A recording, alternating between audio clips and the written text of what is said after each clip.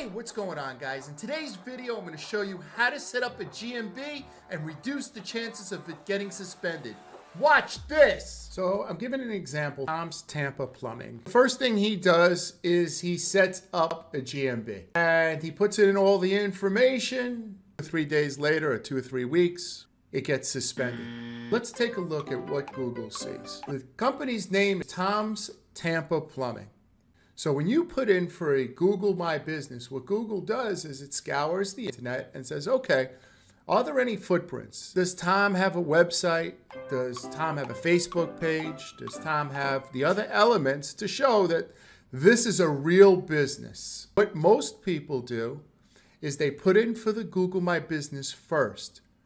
And I am telling you, please put in for the Google My Business last. What I'd like you to do is first create a real website. When you create your website, you first need to make sure it's secure.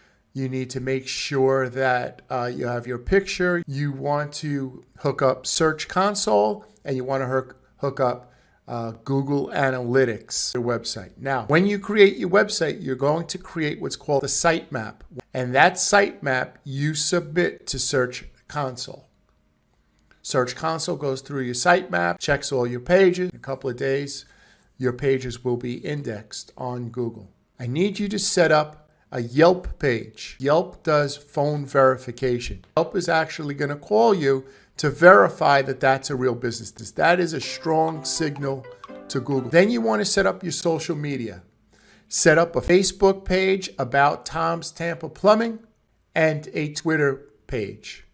Put out at least 15 posts on your social media. The next thing you want to do is create a YouTube channel.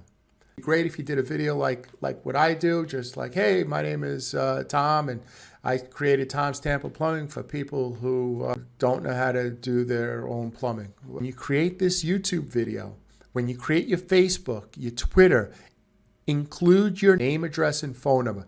Get some Google News published on your website before you put in for your GMB.